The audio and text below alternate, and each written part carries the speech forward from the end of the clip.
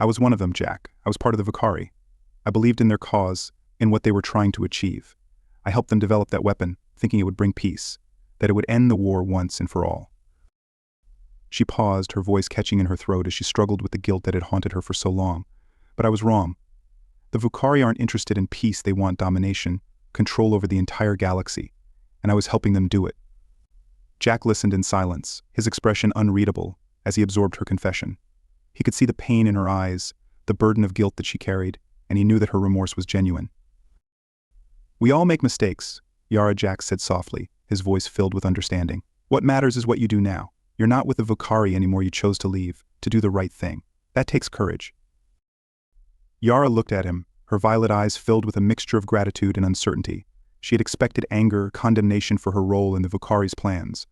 But instead, Jack had offered her understanding, compassion, something she hadn't felt in a long time. "Thank you," she whispered, her voice thick with emotion. "I don't deserve your kindness, but ... thank you." Jack reached out and placed a hand on her shoulder, his touch warm and reassuring. "You deserve more than you think, Yara, and you're not alone in this. We're going to stop the Vicari, and we're going to make sure that weapon never sees the light of day." Yara felt a tear slip down her cheek, a tear she hadn't realized she was holding back. She quickly wiped it away, but Jack had already seen it.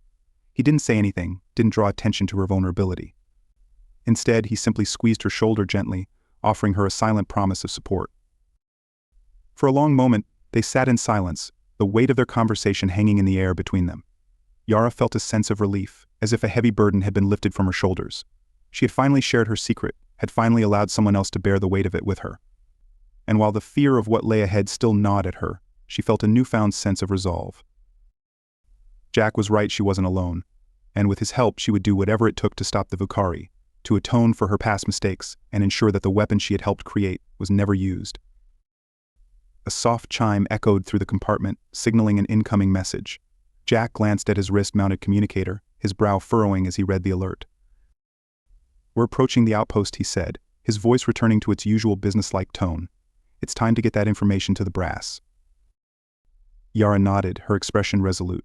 She had been running for so long, hiding from the truth, from the consequences of her actions. But now, with Jack by her side, she was ready to face it head-on. As they stood up to leave the compartment, Yara felt a strange sense of calm settle over her. The fear was still there, lurking in the corners of her mind, but it was tempered by the knowledge that she wasn't alone. Jack had given her something she hadn't had in a long time: hope. They made their way through the narrow corridors of the transport ship, the lights flickering slightly as the ship began its approach to the outpost. The atmosphere was tense, the air filled with the hum of anticipation as the crew prepared for their arrival. Yara walked beside Jack, her heart pounding with a mixture of fear and determination. She could feel the weight of the information she carried, the knowledge that could change the course of the war. But she also knew that she had to trust Jack, to trust the Marines who had risked so much to get her this far. As they reached the command deck, the doors slid open to reveal a room filled with officers and technicians, all of them focused on the task at hand. The main view screen displayed the outpost, a massive structure floating in the blackness of space, its surface bristling with weaponry and defenses. Colonel O'Hara was waiting for them, his stern expression giving nothing away as he watched them approach. But there was a hint of relief in his eyes as he saw Yara standing beside Jack, safe and unharmed. Sergeant Reacher, Yara O'Hara, greeted them with a curt nod. "Good work getting here in one piece. We've already received word that the Vicari are on the move. Looks like they're trying to track you down." Jack nodded, his expression serious. "We need to act fast, Colonel. Yara has vital information about the Vicari's plans, information that could be the key to stopping them." O'Hara's gaze shifted to Yara, his sharp eyes studying her with the intensity of a man used to making life and death decisions. "Is that true?" he asked, his voice calm but authoritative. Yara met his gaze, her heart steady now as she prepared to share what she knew. "Yes, sir. The Vicari have developed a weapon that could destroy entire worlds. I know how it works, and I know how to stop it. But we need to act quickly, before they can deploy it." O'Hara's expression hardened, his eyes narrowing as he processed her words. "This is the kind of intel we've been waiting for. We'll debrief you immediately and get that information to command." Yara nodded, her resolve firm. She was ready to do whatever it took to stop the Vicari, to ensure that the weapon she had helped create was never used. She had lived in fear for so long, but now, standing beside Jack and facing the stern gaze of Colonel O'Hara, she felt a new sense of purpose. Jack placed a hand on her shoulder, his touch grounding her in the moment. "You're doing the right thing, Yara," he said quietly, his voice filled with conviction. Yara looked up at him, her violet eyes filled with gratitude. "I know," she replied, her voice steady. "And I won't stop until the Vicari are defeated." Colonel O'Hara motioned for them to follow him, leading them through the command deck to a secure briefing room. The doors slid shut behind them with a soft hiss, sealing them inside the room's cool, sterile environment. A large holoprojector dominated the center of the room, its surface glowing faintly as it awaited input. O'Hara activated the console, bringing up a series of maps and tactical readouts. The holoprojector flickered to life, displaying a rotating image of the Vicari homeworld, a desolate planet shrouded in darkness. "We've been tracking Vicari activity for months," O'Hara began, his voice measured as he addressed Yara. "But they've managed to stay one step ahead of us, always moving just out of reach. If what you're saying is true, this weapon could change everything." Yara stepped forward, her gaze fixed on the holographic display. "It's true," she said, her voice firm. "The weapon is located deep within the Vicari homeworld, in a facility hidden beneath the planet's surface. It's protected by a series of advanced defense systems that I helped design." O'Hara's eyes narrowed as he absorbed her words. "You designed the defenses?" Yara nodded, a flicker of guilt crossing her face. "Yes, sir. But that means I also know how to bypass them. If we can get a strike team to the facility, I can guide them through the defenses and disable the weapon before it can be deployed." Jack's brow furrowed as he listened, his mind racing with the implications of Yara's plan. It was a bold move, one that would require precision and coordination on a level rarely seen in military operations. But it was their best chance, perhaps their only chance, to stop the Vicari before it was too late. O'Hara considered her words carefully, his expression unreadable as he weighed the risks and rewards. Finally, he nodded, his decision made. "Very well," he said, his tone decisive. "We'll coordinate with command and put together a strike team. But understand this, if we're going to pull this off, we'll need more than just tactics. We'll need to trust each other, to work together like never before." Yara met his gaze, her eyes filled with determination. "I understand, Colonel. I won't let you down." O'Hara nodded, satisfied with her response. "I believe you. We'll start the debriefing immediately, and then we'll make our move." As O'Hara turned to the console to begin transmitting the information to command, Jack stepped closer to Yara, his voice low and reassuring. "We'll get through this," he said, his tone filled with quiet confidence. "You've done the hard part now, it's our turn to make sure that weapon is never used." Yara looked up at him, her heart swelling with gratitude, and something she hadn't felt in a long time. For the first time since she had fled the Vicari, she felt a sense of hope, a belief that maybe, just maybe, they could win this fight. "Thank you, Jack," she said softly, her voice trembling with emotion. "I don't know what I would have done without you." Jack smiled, a rare, genuine smile that lit up his rugged features. "You're stronger than you think, Yara, and you're not alone. We'll see this through together." As they stood side by side, the holographic display casting a faint glow over their faces, Yara felt a bond forming between them, a bond forged in the fires of battle, tempered by trust and shared purpose. It was a bond that would carry them through the challenges ahead, a bond that would give them the strength to face whatever dangers lay in wait. And as the stars outside the outpost continued their silent dance across the void, Yara knew that, no matter what happened next, she wasn't facing it alone. She had Jack. And with him by her side, she believed that they could win. The neutral space station of Haven was a beacon of hope for those seeking refuge from the chaos of the galaxy. It floated in the void like a fortress of peace, its massive cylindrical structure glinting against the backdrop of distant stars. Designed as a haven for travelers, traders, and diplomats alike, it was one of the few places in the galaxy where species from all corners could coexist, albeit tenuously.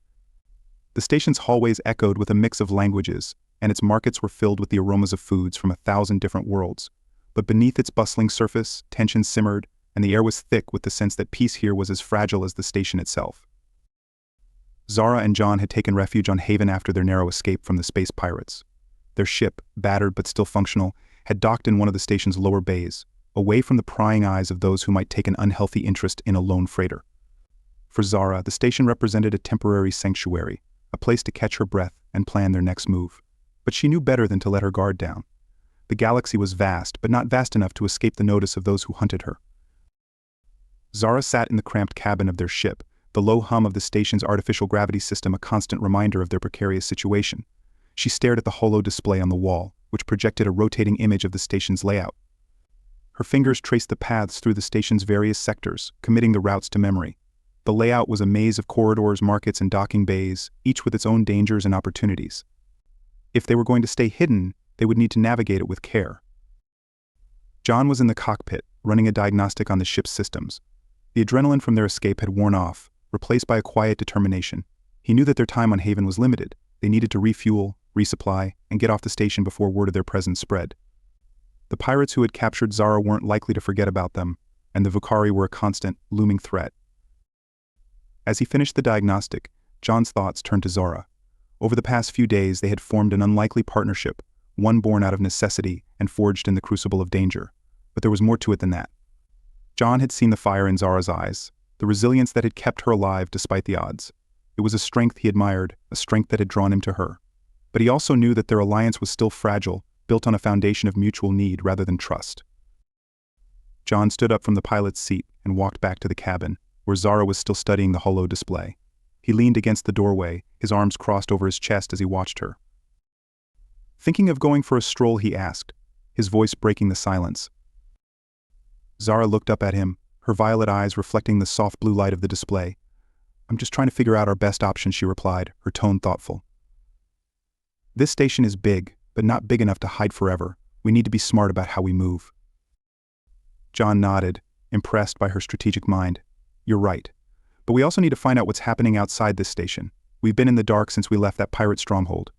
There's no telling what's going on with the Vicari, or if anyone's looking for us." Zara's gaze flickered with unease at the mention of the Vicari. The memory of their relentless pursuit was still fresh, the fear of what they might do if they caught her again, a constant presence in her mind. But she pushed those thoughts aside, focusing on the task at hand. "There's a place on the station, a cantina in the lower levels," Zara said, her voice steady. "It's a gathering spot for smugglers, mercenaries, and all sorts of people who make their living on the fringes. If anyone knows what's happening out there, it'll be someone there." John's eyes narrowed slightly. "That kind of place can be dangerous. We need to be careful. The wrong word in the wrong ear, and we could have a whole new set of problems." "I know," Zara replied, a hint of determination in her voice. "But it's a risk we have to take. We need information if we're going to figure out our next move." John studied her for a moment, weighing the options. Finally, he nodded. "All right, we'll go together. But we stay close, and we leave the moment things start to look bad." Zara gave him a small, grateful smile. "Agreed." As they prepared to leave the ship, John checked his blaster, ensuring it was fully charged. He handed a small, concealable blaster to Zara, who took it without hesitation. She had proven herself capable in their previous encounters, and John knew she could handle herself if things went south. The corridors of Haven were crowded, filled with beings from countless worlds, each going about their business with a wary eye on their surroundings. The air was thick with the scent of exotic spices, engine oil, and the faint tang of recycled air. The station was a microcosm of the galaxy's chaos, a place where the lines between friend and foe were often blurred. Zara and John moved through the crowd with practiced ease, blending in with the throngs of travelers and traders. They kept to the shadows, avoiding direct eye contact with anyone who looked too curious. The path to the cantina took them through a series of narrow, winding corridors, lit only by the occasional flickering overhead light. The further they descended into the lower levels of the station, the more the atmosphere changed. The walls became grimmier, the air heavier with the scent of desperation and danger. Finally, they reached the entrance to the cantina, a large, circular doorway guarded by a pair of surly-looking bouncers. The muffled sounds of conversation and music drifted through the doorway, mixed with the clinking of glasses and the occasional shout of laughter or anger. It was the kind of place where deals were made in the shadows, where alliances were as temporary as the drinks being served. John exchanged a glance with Zara, his expression one of caution. "Stick close," he murmured as they approached the bouncers. The bouncers eyed them warily, their eyes lingering on the weapons holstered at John's side, but after a brief, tense moment they stepped aside, allowing them entry. John and Zara stepped into the dimly lit cantina, their senses immediately assaulted by the sights and sounds of the room. The cantina was a sprawling, chaotic space, filled with beings of all shapes and sizes. The air was thick with smoke, and the smell of alcohol mingled with the scent of sweat and unwashed bodies. Low tables were scattered throughout the room, each one occupied by a group of rough-looking individuals engaged in various forms of negotiation, gambling, or simply drowning their sorrows. A long bar stretched across one side of the room, manned by a burly, four-armed bartender who was serving drinks with the efficiency of a well-oiled machine. The walls were lined with holo displays, each one showing different feeds from around the galaxy, news reports, entertainment, and the occasional bounty notice. It was a place where information flowed as freely as the drinks, but also where danger lurked in every corner. John led Zara to a table near the back of the cantina, away from the main flow of traffic. They took seats opposite each other, their backs to the wall, so they could watch the room. John signaled for a drink, not because he wanted one, but because it was expected. In a place like this, sitting at a table without a drink was a surefire way to draw unwanted attention. A waitress, Eli the alien with deep green skin and eyes that glowed faintly in the dim light, approached their table with a tray of drinks. She set down 2 glasses filled with a dark, amber liquid, her gaze lingering on Zara for a moment before she moved on to the next table. Zara ignored the drink, her eyes scanning the room with the sharp focus of someone who had spent too much time looking over her shoulder. "We should keep a low profile," John said quietly, his eyes following the waitress as she moved through the room. "Ask a few questions, see what we can find out, then get out." Zara nodded, but before she could respond, a voice from behind them interrupted. "You're new here." John's hand instinctively moved to his blaster as he turned to face the speaker, but he relaxed slightly when he saw who it was.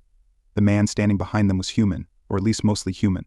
He was tall and lean, with a wiry frame that hinted at both speed and strength. His skin was a mottled gray, and his eyes were a piercing blue that seemed to glow faintly in the dim light. He wore a long coat that concealed most of his body, but there was no mistaking the subtle bulge of a weapon at his side. The man smiled, a crooked grin that didn't quite reach his eyes. "No need to be jumpy. Just thought I'd introduce myself. Name's Rax. I run things around here." John exchanged a glance with Zara, his instincts on high alert. "We're just passing through," he said evenly, his tone carefully neutral. Rax's smile widened, but there was something predatory in the way he looked at them. Sure, just passing through. But see, here's the thing, you're sitting at my table, and in a place like this, that means we've got to talk." Zara tensed, her hand moving towards the blaster concealed beneath her jacket. But before she could draw it, John placed a hand on her arm, a silent signal to stay calm. "What do you want?" John asked, his voice steady. Rax leaned in slightly, his eyes flicking between John and Zara. "Word travels fast on Haven. People come and go, and stories get told. Sometimes those stories are true, sometimes they're just a load of stardust. But every now and then, you hear a story that's worth paying attention to. And I heard a story about a couple of travelers who got into a bit of trouble with some pirates." John's expression remained neutral, but his mind was racing.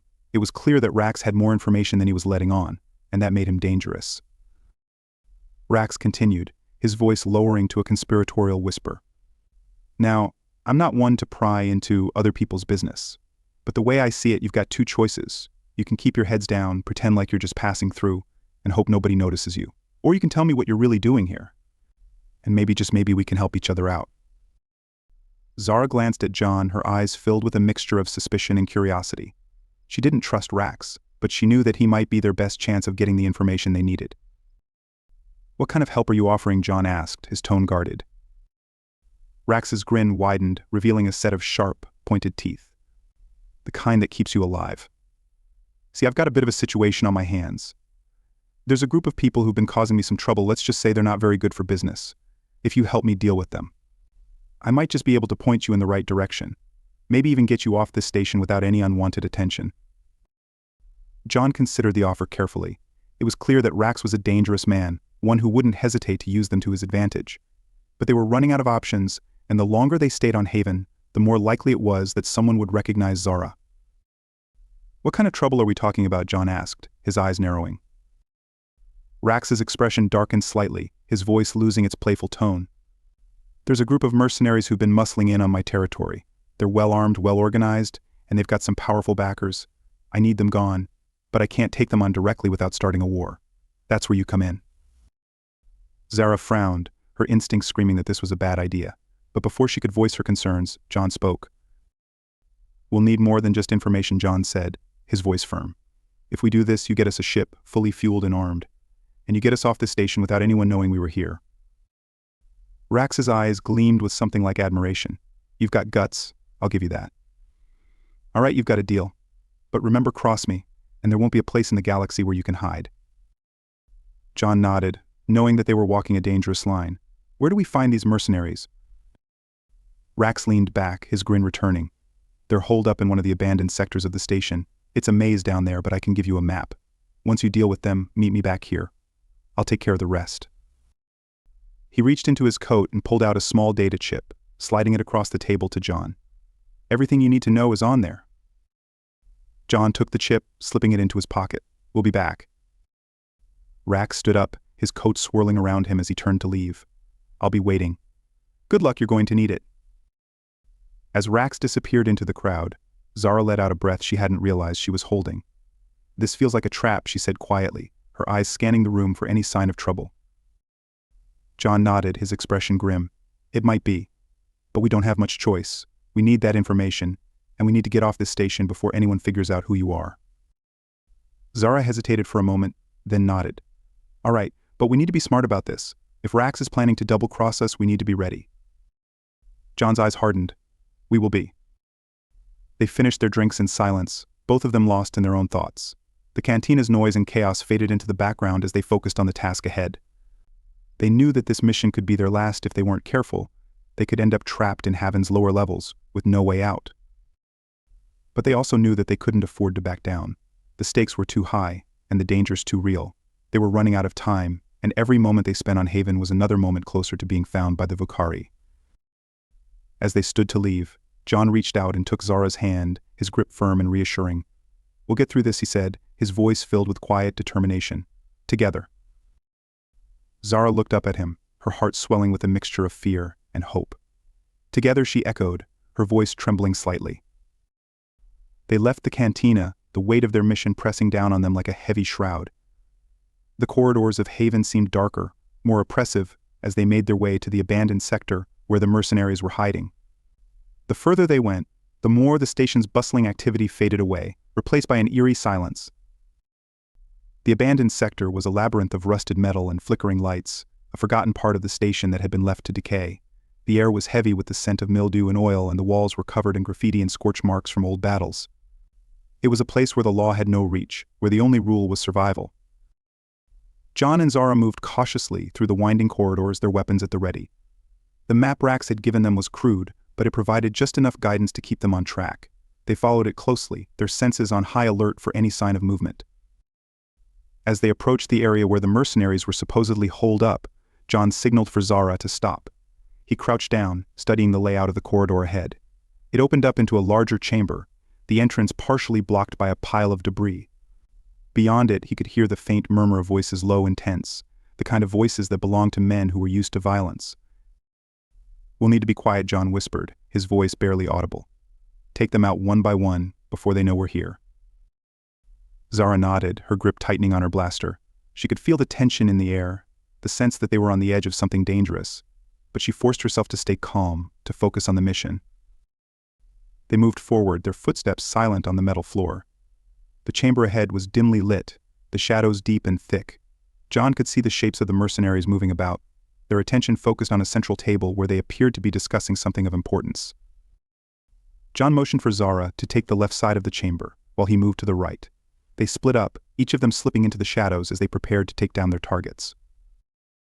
John reached the first mercenary, a tall, broad-shouldered man with a scar running down the side of his face. The man was armed with a heavy blaster, but he was distracted, his attention focused on the conversation at the table. John moved quickly, his knife slipping out of its sheath as he approached. The mercenary never saw him coming. John's knife found its mark, sliding between the man's ribs with lethal precision. The mercenary gasped, his eyes widening in shock as he crumpled to the ground, the life draining out of him in seconds. John caught the body before it hit the floor, lowering it gently to avoid making any noise. He wiped the blood from his knife and moved on to the next target, his heart pounding with adrenaline. Meanwhile, Zara had reached her own target, a wiry man with a patchy beard and a nervous twitch. He was pacing back and forth near the entrance to the chamber, his blaster clutched tightly in his hands. Zara could see the tension in his posture, the way his eyes darted around the room, as if expecting an attack at any moment. She waited for the right moment, her blaster aimed at the man's head. When he turned his back to her, she fired, the shot silent but deadly. The man dropped instantly, his body hitting the ground with a dull thud. The other mercenaries didn't notice, their focus still on the table and the discussion taking place there. John and Zara moved in tandem, picking off their targets one by one with a cold, calculated efficiency. Finally, only 2 mercenaries remained their leader, a tall, imposing figure with a shaved head and a cybernetic arm, and his second-in-command, a stocky man with a brutal expression. John and Zara exchanged a glance, knowing that the element of surprise was about to run out. They would need to take down the last 2 mercenaries quickly before they could raise the alarm. John moved first, his blaster aimed at the leader's head. But just as he was about to fire, the leader's cybernetic arm shot out, grabbing the second-in-command and pulling him in front of him as a shield. John's shot went wide, missing the leader and striking the wall behind him. The second-in-command let out a strangled cry as the leader threw him aside, his cybernetic arm raising a blaster of its own. Zara reacted instantly, her blaster firing in rapid succession as she aimed for the leader's head. The shots hit their mark, the leader's head snapping back as the energy bolts burned through his skull. He dropped to the ground, his cybernetic arm sparking and twitching as the life drained out of him. The second-in-command, bleeding from a wound in his side, tried to scramble to his feet, but John was on him in an instant. He grabbed the man by the collar, lifting him off the ground and slamming him against the wall. "Who sent you?" John demanded, his voice cold and filled with menace. The man gasped for breath, his eyes wide with fear. "It was Rax," he choked out, his voice trembling. "He wanted us to take control of the sector, said he'd pay US big." John's eyes narrowed, his grip on the man's collar tightening. "What else did he say? Did he know we were coming?" The man shook his head frantically, his face pale with terror. No, he didn't know. He just he just wanted control, said it was good for business." John studied the man for a moment longer, then released him, letting him slump to the ground. The man gasped in relief, clutching his wounded side as he tried to crawl away. Zara approached, her expression filled with a mixture of disgust and pity. "What do we do with him?" she asked quietly. John looked down at the man, his eyes hard. "We let him go. But if I ever see you again," he said, his voice filled with quiet menace, "you won't be so lucky." The man nodded frantically, his eyes wide with fear as he scrambled to his feet and ran from the chamber, disappearing into the shadows of the abandoned sector. Zara watched him go, then turned to John, her expression one of concern. "Rax set us up." John nodded, his jaw clenched. "It looks that way, but we've got what we need. Let's get back to the cantina and see what else he has to say." They left the chamber, their footsteps silent, as they made their way back through the winding corridors of the abandoned sector. The tension between them was palpable, both of them acutely aware that they were walking into a potential trap. But they had no choice. Rax had the information they needed, and they couldn't afford to leave Haven without it. As they approached the cantina, the atmosphere seemed even more tense than before. The air was thick with anticipation, the patrons of the cantina eyeing each other warily, as if sensing that something was about to happen. Rax was waiting for them at the same table where they had met before, his expression one of smug satisfaction. He raised a glass in greeting as they approached, a sly grin spreading across his face. Well, Rax said, his voice filled with mock admiration. "Looks like you survived. I wasn't sure you had it in you." John ignored the jab, his expression cold. "We did what you asked. Now it's your turn to hold up your end of the deal." Rax's grin widened, but there was something dangerous in his eyes. "Of course, but you see, there's just one more thing I need you to do." Zara tensed, her hand moving to her blaster. "That wasn't the deal." Rax shrugged, his expression one of feigned innocence. "Things change. You want your ship, your information, your way off this station. Then you'll do exactly as I say." John's eyes narrowed, his voice filled with quiet menace. "And if we don't?" Rax leaned back in his chair, his grin turning into a sneer. "Then you'll be stuck here, with every bounty hunter and pirate in the sector coming after you. Your choice." John exchanged a glance with Zara, his mind racing. They were out of options, trapped in a situation that was quickly spiraling out of control. But before he could respond, the door to the cantina slammed open, and a group of heavily armed soldiers marched in, their weapons drawn. The room fell silent, every eye turning to the new arrivals. The soldiers were dressed in sleek, dark armor, their faces obscured by helmets with glowing visors. They moved with military precision, their weapons trained on Rax and his men. At the head of the group was a figure that Zara recognized immediately, a tall, imposing woman with a scar running down the side of her face. Her presence was commanding, her movements smooth and controlled. She was a Marine, and not just any Marine, she was Sergeant Jack Reacher's commanding officer, Colonel Nadine Blackwell. The tension in the room reached a breaking point as Blackwell stepped forward, her voice ringing out with authority. "Rax, you're under arrest for conspiracy, extortion, and illegal arms trafficking. Lay down your weapons and surrender, or we'll take you down by force." Rax's smug grin vanished, replaced by a look of pure rage. "You can't do this," he snarled, his hand reaching for his blaster. "This is my station." But before he could draw his weapon, one of Blackwell's soldiers fired, a precise shot that sent Rax's blaster skidding across the floor. The room erupted into chaos as Rax's men tried to fight back, but they were no match for the Marines. Within moments, the cantina was filled with the sounds of blaster fire and the shouts of combat. John and Zara moved quickly, taking cover behind an overturned table as the battle raged around them. John's blaster was in his hand, ready to defend them if necessary, but he could see that Blackwell's soldiers had the situation under control. As the last of Rax's men were subdued, Blackwell approached their table, her eyes narrowing as she took in the sight of John and Zara. "Sergeant Reacher," she said, her voice filled with a mixture of relief and reproach. "You've been busy." John stood up, holstering his blaster as he met Blackwell's gaze. "You could say that, Colonel." Blackwell's eyes flicked to Zara, her expression unreadable. "This must be Yara," she said, her voice softening slightly. "The one we've been looking for."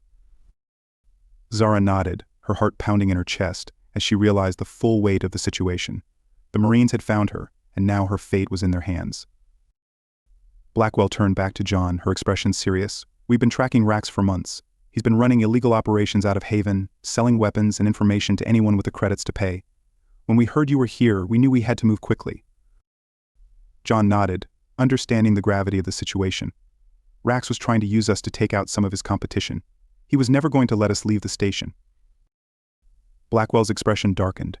"He's a dangerous man, but he's not the only threat we're facing. The Vicari are on the move, and we've received intel that they're headed straight for Haven. We need to get Yara out of here before they arrive." Zara's heart skipped a beat at the mention of the Vicari. The fear that had been gnawing at her suddenly flared to life, a cold, hard knot in her chest. She knew that if the Vicari reached Haven, there would be no escape. John's expression mirrored her fear, but there was also a steely determination in his eyes. "We'll need a ship, something fast enough to outrun them."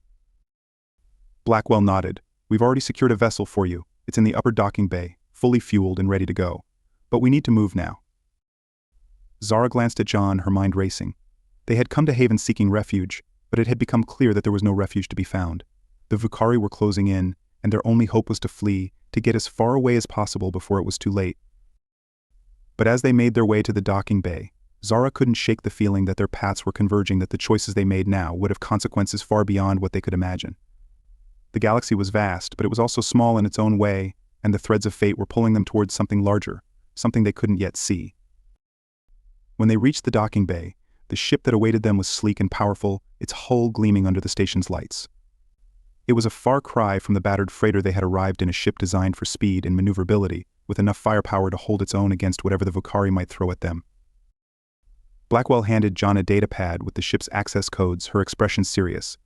"This ship will get you to the UNMC outpost on the edge of Vicari space. From there we can mount a proper defense and get Yara to safety." John took the datapad, nodding his thanks. "We won't let you down, Colonel." Blackwell's gaze softened slightly as she looked at Zara. "Stay safe, Yara. You're carrying something important, something that could change the course of this war. We're counting on you." Zara nodded, her voice trembling slightly as she replied, "I'll do my best, Colonel." As they boarded the ship, Zara felt a sense of finality settle over her. The events on Haven had shown her just how dangerous the galaxy could be, how quickly alliances could shift and enemies could close in. But they had also shown her that she wasn't alone, that there were people who were willing to fight for her, to stand by her side no matter what. And as the ship's engines roared to life, propelling them away from the station and into the void of space, Zara knew that their journey was far from over. The Vicari were still out there, and the weapon they were developing was a threat that could bring the galaxy to its knees. But for the first time in a long time, Zara felt a glimmer of hope. She had allies now: John, Blackwell, and the Marines who were willing to risk everything to stop the Vicari. Together, they would face whatever dangers lay ahead, and they would do everything in their power to prevent the galaxy from falling into darkness. As the stars streaked past them, Zara allowed herself to believe that maybe, just maybe, they could win this fight. And with that belief, she felt the bonds of trust between her and John solidify, a connection that would carry them through the challenges to come, no matter how daunting they might be. The stars outside the cockpit window blurred into brilliant streaks of light as the ship hurtled through hyperspace, leaving Haven and its dangers far behind. The hum of the engines reverberated through the hull, a steady, calming rhythm that belied the storm of emotions swirling within Zara. She sat in the co-pilot's seat, her fingers clenched around the armrests, her mind racing with thoughts of what lay ahead. The Vocari were closing in, and she knew that their escape from Haven had only delayed the inevitable confrontation. John sat beside her in the pilot's seat, his expression grim as he monitored the ship's systems. His focus was razor-sharp, his every movement precise and controlled. The ship, an advanced stealth cruiser provided by the Marines, was fast and well-armed, but even with its capabilities, John knew that they were flying into the heart of danger. The Vocari were not a foe to be taken lightly, and their pursuit of Zara was relentless. As they neared the coordinates of the UNMC outpost, on the edge of Vocari space, the ship's navicomputer beeped softly, signaling their impending exit from hyperspace. John's fingers danced over the controls, preparing for the transition. The stars began to slow their dizzying dance, coalescing back into their familiar pinpoints of light as the ship dropped out of hyperspace and into real space. The outpost came into view, a massive, heavily fortified structure orbiting a barren, rocky planet. Its dark, angular form bristled with weaponry, its defenses designed to repel even the most determined assault. But despite its formidable appearance, the outpost was eerily silent. No chatter on the comms, no signs of activity from the ships docked in its bays. John's brow furrowed as he activated the comm system, his voice tense as he hailed the outpost. UNMC Outpost Echo, this is the cruiser Resilience, requesting landing clearance. Do you copy? There was no response, only the crackle of static over the comm. John's unease grew as he tried again, his voice louder, more insistent. UNMC Outpost Echo, do you copy? This is the Resilience, requesting immediate landing clearance. Still nothing. The silence was deafening, a stark contrast to the noise and chaos they had left behind on Haven. Zara's heart began to pound in her chest, a cold knot of fear tightening in her gut. They should have responded by now, John muttered, his eyes narrowing as he scanned the outpost's exterior for any signs of life. Something's wrong. Zara swallowed hard, her voice barely above a whisper. Do you think the Vocari got here first? John didn't answer immediately. He was too busy analyzing the situation, his mind racing through possibilities. Finally he spoke, his tone grim. It's possible. We need to be ready for anything. He powered down the ship's main engines, switching to the silent, low-energy thrusters as they approached the outpost's docking bay. The ship glided forward, slipping into the shadows cast by the outpost's massive structure. John's hands were steady on the controls, but Zara could see the tension in his jaw, the tightness in his shoulders. He was preparing for a fight. The docking bay was open, its cavernous interior dark and still. The only light came from the emergency beacons lining the walls, casting an eerie, flickering glow over the empty space. The bay should have been bustling with activity technicians, Marines, cargo loaders, but instead, it was a ghost town. John brought the ship in for a landing, the landing gear touching down with a soft thud. He powered down the engines, the silence that followed almost oppressive. For a moment, neither of them moved, the weight of the unknown pressing down on them like a heavy shroud. We need to find out what happened here, John said quietly, his voice cutting through the tension. But we need to be careful. If the Vocari are here, we could be walking into a trap. Zara nodded, her heart pounding in her chest. She had known this moment would come, the moment when they would face the Vocari head-on, but that didn't make it any less terrifying. She forced herself to take a deep breath, to focus on the task at hand. They had come too far, survived too much, to falter now. They moved quickly, gathering their weapons and gear. John strapped on his armor, the sleek, black plates molded to his muscular frame. He checked his pulse rifle, ensuring it was fully charged and ready for action. Zara did the same, the weight of the blaster in her hand both reassuring and ominous. As they stepped out of the ship, the cold air of the docking bay hit them like a physical force. The atmosphere was heavy, charged with the anticipation of violence. The sound of their footsteps echoed through the empty bay, the only noise in the otherwise silent space. John led the way, his rifle held at the ready as they moved towards the entrance to the outpost's main structure. The doors slid open with a soft hiss, revealing a long, dimly lit corridor. The walls were lined with flickering lights, casting eerie shadows that danced along the floor. The corridor was empty, but there were signs of a struggle, scorch marks on the walls, the remnants of shattered equipment scattered across the floor. Zara's heart raced as she realized what those signs meant. The outpost had been attacked, and its defenders had been overwhelmed. They were here, John said, his voice low as he examined the damage. The Vocari hit this place hard. Zara's breath caught in her throat as she looked around, trying to imagine the battle that had taken place. The thought of the Vocari, those ruthless, unstoppable warriors storming through these corridors, cutting down everyone in their path, sent a shiver down her spine. We need to find the command center, John said, his tone decisive. If there's anyone left, they'll be there. They moved quickly, their footsteps echoing through the empty corridors. The further they went, the more signs of battle they encountered: burned-out consoles, walls pockmarked with blaster fire, and the occasional bloodstain on the floor. But there were no bodies, no sign of the outpost's defenders. It was as if they had simply vanished. When they reached the command center, the door was already ajar, hanging loosely on its hinges. John pushed it open with the barrel of his rifle, his eyes scanning the room for any threats. The command center was in shambles. Consoles had been smashed, data screens were shattered, and the air was thick with the smell of burned circuitry. But amidst the destruction, there was something else. A single figure slumped over one of the consoles, motionless. Zara's heart skipped a beat as she realized it was a Marine, his armor scorched and battered. She rushed forward, kneeling beside him as she checked for signs of life. "He's alive," she said, relief flooding her voice as she felt a faint pulse beneath his neck, "but he's badly hurt." John moved to her side, his expression grim as he assessed the Marine's injuries. The man's breathing was shallow, his skin pale and clammy. He had taken multiple hits, and it was clear that he had been fighting for his life. "We need to get him out of here," John said, his voice filled with urgency. "But first, we need to know what happened." He carefully lifted the Marine's head, trying to rouse him. The man's eyes fluttered open, glazed with pain and exhaustion. He looked up at John and Zara, his gaze unfocused. "Vakari," he rasped, his voice barely audible. They came out of nowhere. We tried to hold them off, but they were too strong. They took the others, captured them." Zara's heart sank at the Marine's words. The Vakari had not only attacked the outpost, they had taken prisoners. The thought of what the Vakari might do to those captured filled her with dread. "Where did they take them?" John asked, his voice steady but urgent. The Marine's eyes flickered with fear as he struggled to speak. "The lower levels. They're holding them. In the lower levels. You have to stop them." His voice trailed off, his strength fading. Zara placed a comforting hand on his shoulder, her voice soft and reassuring. We'll stop them. Just hold on." John gently lowered the Marine back to the floor, his expression hardening with resolve. "We can't leave him here. We need to get him to the medbay." Zara nodded, her mind racing as she considered their options. The outpost medbay was likely still operational, but getting there would be dangerous. The Vakari could be anywhere, and they were heavily outnumbered.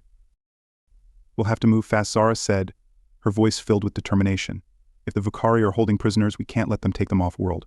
We need to stop them before they can regroup." John agreed, his mind already formulating a plan. "We'll take him to the medbay, then head for the lower levels. If we can free the prisoners, we might have a chance to turn this around." He carefully lifted the Marine onto his shoulder, his muscles straining under the weight of the injured man. Zara led the way, her blaster held at the ready as they moved through the corridors, every step bringing them closer to the medbay and closer to the Vakari. The medbay was located on the far side of the outpost, a clean, sterile space filled with medical equipment and supplies. The lights flickered as they entered, casting a harsh white glow over the room. There were a few other Marines in the medbay, those who had been too injured to fight, but had somehow survived the initial attack. Their eyes widened in surprise and relief as they saw John and Zara enter. One of the medics, a young woman with dark hair pulled back into a tight bun, rushed over to help as John gently lowered the injured Marine onto a medical bed. She immediately began assessing his injuries, her hands moving with practiced efficiency. "He's in bad shape," the medic said, her voice tense. "But we'll do everything we can." John nodded, his expression grim. "We're going after the others. The Vakari are holding them in the lower levels." The medic's eyes widened with fear. "The lower levels? But that's where they'll kill you if you go down there." Zara stepped forward, her voice filled with quiet resolve. "We don't have a choice. If we don't stop them, the Vakari will take this entire outpost and everyone in it." The medic hesitated, then nodded, understanding the gravity of the situation. "Just be careful. And if you need help, the medbay's comm system is still operational. We'll be here." With a final nod of thanks, John and Zara left the medbay, their minds focused on the mission ahead. The lower levels of the outpost were a maze of corridors and rooms, designed to house the outpost's power generators and other critical systems. It was also the perfect place for the Vakari to hold their prisoners deep underground, where any escape attempt would be nearly impossible. As they descended into the lower levels, the atmosphere grew colder, more oppressive. The walls were made of thick, reinforced metal, and the air was filled with the low hum of machinery. The lights were dim, casting long shadows that seemed to move and shift with every step they took. They moved cautiously, their weapons held at the ready, as they scanned the area for any signs of the Vakari. The silence was unnerving, broken only by the occasional distant echo of footsteps or the clanging of metal on metal. It was as if the outpost itself was holding its breath, waiting for the inevitable clash of battle. When they reached the entrance to the lower levels, John motioned for Zara to stop. He activated the holo map on his wrist-mounted device, studying the layout of the area ahead. The Vicari were likely holding the prisoners in one of the larger chambers, but there were multiple routes to get there, each with its own risks. "We'll take the maintenance corridor," John said, his voice low and controlled. "It's narrow, but it should give us some cover. If we can get close enough without being detected, we might be able to take them by surprise." Zara nodded, her heart pounding with anticipation. The thought of facing the Vicari head-on was terrifying, but she knew there was no other option. They had to free the prisoners, or the outpost and possibly the entire sector would fall. They entered the maintenance corridor, the narrow passageway forcing them to move single file. The walls were lined with pipes and conduits, carrying power and data to the rest of the outpost. The air was stifling, filled with the smell of oil and metal. As they neared the end of the corridor, John signaled for Zara to stop. They could hear voices ahead, low, guttural sounds that sent a chill down Zara's spine. The Vicari were close, and they were talking in their harsh, alien language, their words filled with malice. John crouched down, peering around the corner to get a better view. The corridor opened up into a large chamber, dimly lit by flickering overhead lights. The Vicari were there, at least a dozen of them, standing guard over a group of huddled prisoners. The prisoners were mostly Marines, their armor battered and scorched from the battle. They were chained to the walls, their faces pale and drawn with exhaustion. Zara's heart ached at the sight of them, knowing what they must have endured. But there was something else in the chamber, something that made Zara's blood run cold. In the center of the room was a large, cylindrical device, its surface covered in strange, glowing symbols. It pulsed with an ominous energy, casting an eerie light over the chamber. "What is that?" Zara whispered, her voice trembling. John's expression hardened as he recognized the device. "It's a disruptor. The Vicari use them to disable communications and power systems. If they activate it, they'll be able to cut off the entire outpost from the outside world, and then they'll wipe it out." Zara's breath caught in her throat as she realized the full extent of the Vicari's plan. They weren't just holding the prisoners, they were preparing to destroy the outpost and everyone in it. "We have to stop them," Zara said, her voice filled with urgency. "We have to destroy that disruptor before they can use it." John nodded, his mind racing as he formulated a plan. "We'll take out the guards first. Then we'll free the prisoners and destroy the disruptor. But we have to move fast. If they realize we're here, it's over." Zara agreed, her heart pounding with adrenaline. They had faced impossible odds before, but this was different. The Vicari were ruthless, and they would show no mercy. But they couldn't let fear stop them, not now. John and Zara moved into position, their weapons ready. John raised his rifle, taking aim at the nearest Vicari guard. He exhaled slowly, steadying his hand, and then he fired. The shot was precise, striking the guard in the back of the head. The Vicari crumpled to the ground without a sound, his weapon clattering to the floor. The other guards didn't notice the chamber was large, and they were spread out, focused on the prisoners. John and Zara took advantage of the moment, moving quickly to take down the remaining guards. Each shot was silent and deadly, the Vicari falling one by one before they could even register the threat. When the last guard fell, Zara rushed forward, her blaster held at the ready as she approached the prisoners. The Marines looked up in surprise and relief as they saw her, their eyes filled with gratitude. "Hold on," Zara said, her voice calm and reassuring as she began to work on the chains that bound them. "We're getting you out of here." John moved to the disruptor, his expression grim as he studied the device. The symbols on its surface pulsed with an otherworldly energy, and he knew that disarming it would be no simple task. "We don't have much time," John said, his voice filled with urgency. "I'll try to disable it, but if I can't, we'll have to destroy it the hard way." Zara's heart raced as she freed the last of the prisoners, helping them to their feet. The Marines were weak, but they were still soldiers, and they quickly took up the weapons of the fallen Vicari, ready to fight if necessary. John worked quickly, his hands moving over the disruptor's controls as he tried to disarm it. The device hummed ominously, its energy levels rising as it prepared to activate. Come on," John muttered under his breath, his fingers flying over the controls. But the disruptor was more advanced than he had anticipated, its systems protected by layers of encryption and failsafes. Zara watched him, her heart in her throat as the seconds ticked by. The thought of what would happen if the disruptor activated was almost too much to bear. The outpost would be cut off, defenseless against the Vicari's assault. Finally, John let out a frustrated growl, stepping back from the device. "It's too well protected. We're going to have to destroy it manually. Zara's eyes widened in alarm. But that could trigger a meltdown. We could take out half the outpost. John met her gaze, his expression grim. I know, but it's the only way. If we don't destroy it, the Vicari will use it to wipe us all out. Zara's mind raced as she considered their options. It was a desperate plan, but they had no choice. The disruptor had to be destroyed no matter the cost. All right, she said, her voice trembling slightly. Do it. John nodded, his jaw set with determination. He activated the disruptor's self-destruct sequence, a countdown timer appearing on the device's surface. They had only minutes to get out of the lower levels before the disruptor detonated. Move, John shouted, his voice filled with urgency as he motioned for the Marines to follow him. They ran, the sound of their footsteps echoing through the corridors as they raced against the clock. The lower levels were a maze of passageways and dead ends, but John's military training and Zara's strategic mind guided them through, each twist and turn bringing them closer to the surface. The countdown ticked away, the numbers flashing ominously on John's wrist-mounted display. He could feel the pressure mounting, the weight of their mission bearing down on him with every second that passed. They burst out of the maintenance corridor and into the main corridor leading to the docking bay. The walls trembled as the disruptor's energy levels spiked, the air filled with a low, ominous hum. Almost there, Zara shouted, her voice hoarse with effort, as she pushed herself to keep running. They could see the docking bay doors ahead, the massive steel barriers slowly sliding open as they approached. John's heart pounded in his chest, every fiber of his being focused on getting them to safety. The Marines, though battered and exhausted, moved with a soldier's discipline, their eyes fixed on the escape route ahead. They knew that their survival depended on reaching the ship in time. They reached the docking bay, just as the disruptor's countdown reached its final seconds. John and Zara led the way, rushing up the ramp of their ship as the Marines followed close behind. The moment the last Marine was aboard, John slammed his hand down on the control panel, sealing the ship's hatch. He sprinted to the cockpit, his breath coming in ragged gasps as he fired up the engines. Hang on, John shouted, his voice filled with urgency as he engaged the thrusters.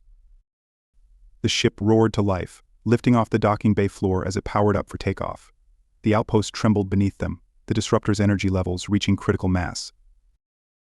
With a deafening roar, the ship shot out of the docking bay and into the void of space, just as the disruptor detonated. The explosion ripped through the lower levels of the outpost, a blinding flash of light, followed by a shockwave that sent the ship spinning. John fought to regain control, his hands white-knuckled on the controls, as he struggled to steady the vessel. Hold on, Zara shouted, her voice barely audible over the roar of the explosion.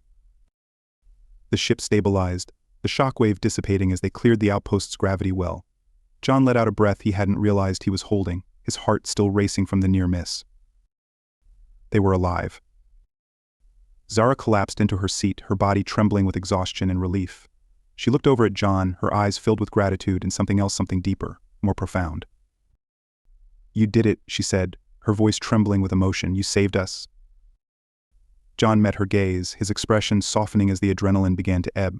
We did it, he corrected, his voice filled with quiet pride. We all did. Zara nodded, a small, grateful smile tugging at the corners of her lips. Thank you, John, for everything. John reached out, placing a hand on her shoulder. We're not done yet. The Vicari are still out there. But we'll face them together. Zara looked into his eyes, feeling a connection that went beyond the bond of comrades. It was a connection forged in the fires of battle, tempered by trust and shared purpose. She knew that whatever lay ahead, they would face it side by side.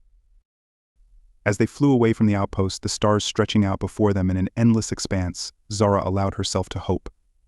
The Vicari were a formidable enemy, but they were not invincible, and with John by her side, she believed that they could find a way to stop them.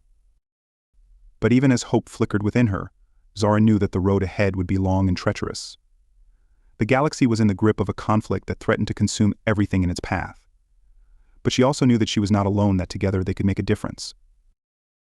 And as the ship sailed through the void, carrying them towards their next challenge, Zara felt a sense of purpose that she hadn't felt in a long time. The Vicari were coming, but they would be ready. Together, they would fight. And together, they would win. The ship emerged from hyperspace with a shudder, the sudden deceleration sending a ripple through its sleek frame. Beyond the cockpit window, the cold, unyielding void of space gave way to the sight of a distant planet, its surface scarred by ancient craters and shrouded in swirling clouds. The planet was Arendor, Zara's homeworld, and the place where the final battle against the Vakari would be fought. Zara stared out at the planet, her heart heavy with a mix of dread and determination. It had been years since she had seen Arendor, years since she had fled its oppressive regime in search of freedom. But now she was returning not as a fugitive, but as a warrior, ready to fight for the survival of her people in the galaxy. Beside her, John was focused on the controls, his expression grim as he guided the ship towards the planet's surface. The UNMC had called for all available forces to converge on Arendor, where the Vakari were preparing to launch their final, devastating assault. The fate of the galaxy hung in the balance, and there was no room for error. As they descended through the planet's atmosphere, the comm system crackled to life, and the familiar voice of Colonel Nadine Blackwell filled the cockpit. Resilience, this is Colonel Blackwell. We've established a command center on the surface. Coordinates are being transmitted now. You're cleared for landing, but be advised the Vakari are already on the move. We're expecting a full-scale assault within the hour. John acknowledged the transmission, his voice steady despite the tension in the air. Understood, Colonel. We'll be on the ground shortly. Zara took a deep breath, trying to steady her nerves as they neared the planet's surface. The landscape below was a harsh, unforgiving expanse of rocky terrain, dotted with the remnants of long-abandoned settlements. The sky was a murky shade of gray, the clouds churning with the promise of an impending storm. As the ship touched down on a makeshift landing pad near the command center, Zara's heart pounded with anticipation. This was it, the moment they had been preparing for, the moment when they would face the Vakari head-on. She couldn't afford to let fear take hold, not when so much was at stake. The landing ramp lowered with a hiss, and Zara and John descended into the chaos of the command center. The air was thick with the sounds of activity soldiers shouting orders, the hum of machinery, and the distant rumble of thunder. The command center itself was a hastily constructed network of tents and prefabricated structures, surrounded by a perimeter of fortifications and heavy artillery.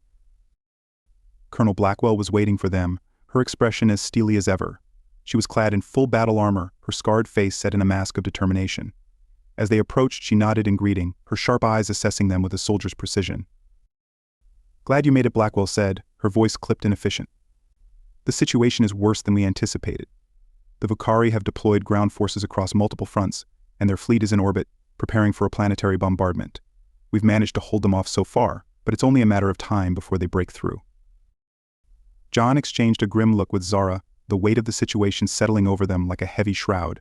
The Vakari were known for their ruthlessness, and if they succeeded in their assault, Arendor and the rest of the galaxy would fall. "What's our plan?" John asked, his voice filled with quiet resolve. Blackwell motioned for them to follow her, leading them to a large holomap that dominated the center of the command tent. The map displayed a detailed layout of the battlefield, with the positions of both UNMC forces and Vakari troops marked in stark contrast. The Vakari were advancing on multiple fronts, their forces converging on key strategic points around the planet's capital. "Our primary objective is to defend the capital and prevent the Vakari from taking control of the planetary defense grid," Blackwell explained, her tone brisk. "If they gain access to the grid, they'll be able to deactivate our shields and leave the planet vulnerable to bombardment. We can't let that happen." Zara's eyes were drawn to a particular point on the map, a heavily fortified structure near the center of the capital, surrounded by a complex network of defensive positions. The planetary defense grid was housed there, a vital asset that had to be protected at all costs.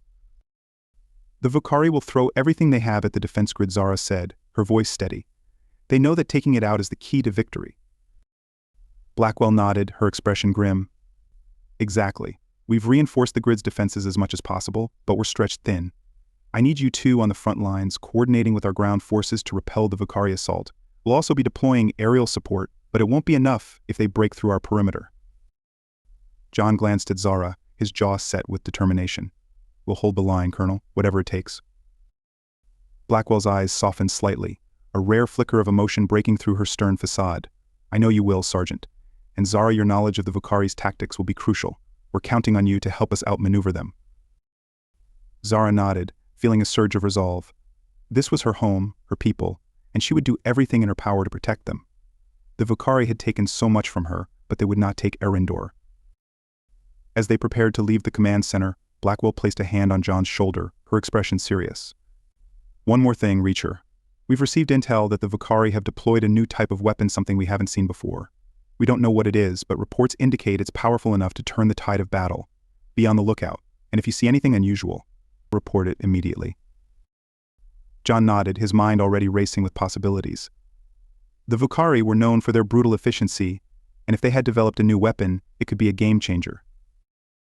"We'll keep our eyes open," John assured her, "and we'll take it out, whatever it is." Blackwell gave them a final nod before turning back to the holomap, her attention already shifting to the next challenge. John and Zara left the command tent, stepping out into the cool, damp air of Arendor's surface. The capital was visible in the distance, its towering spires rising above the rocky landscape. The city had once been a symbol of Arendor's power and prosperity, but now it was a battleground, its streets filled with soldiers and civilians alike, all preparing for the coming storm. As they made their way towards the front lines, Zora couldn't help but feel a pang of sorrow for her home world. Arendor had been a place of contradictions, a world of beauty and brutality, where the elite lived in luxury while the masses toiled in poverty. But despite its flaws, it was still her home, and the thought of it falling to the Vukari filled her with a fierce determination to fight. The front lines were a chaotic scene of activity, with soldiers rushing to fortify positions, load weapons, and prepare for the imminent assault. The air was thick with the acrid smell of gunpowder and the metallic tang of blood, a stark reminder of the battle that was about to begin. John and Zara quickly took up positions in a fortified bunker overlooking one of the main approaches to the capital. The bunker was manned by a squad of Marines, their faces grim and determined as they prepared for the fight of their lives. Sergeant Reacher, Zara the squad leader, greeted them with a sharp salute. "We've been expecting you. The Vukari are massing on the far ridge. Scouts estimate they'll be in range within the hour." John returned the salute, his expression serious. "We'll need to hold this position as long as possible. The defense grid is the key. If they break through here, the capital is lost." The squad leader nodded, his eyes hardening with resolve. "We won't let that happen, sir. We'll hold the line." Zara took a deep breath, steadying herself as she surveyed the battlefield. The Vukari were coming, and they were bringing the full might of their war machine with them. But she knew that the UNMC forces were strong, their resolve unshakable. This was a battle for the survival of the galaxy, and they would fight with everything they had. The minutes ticked by with agonizing slowness, each one bringing the Vukari closer to their position. The tension in the bunker was palpable, the air thick with anticipation and fear. Zara could feel the weight of the moment pressing down on her, the knowledge that so much depended on the outcome of this battle. Finally, the silence was shattered by the distant sound of explosions, the rumble of artillery fire echoing across the battlefield. The Vukari had begun their assault, and the ground shook with the force of their advance. "Here they come," John shouted, his voice cutting through the noise as he took up position at the bunker's firing slit. Zara joined him, her blaster at the ready as she peered through the slit. The Vukari were advancing in waves, their troops moving with the precision of a well-oiled machine. Their armor glinted in the dim light, and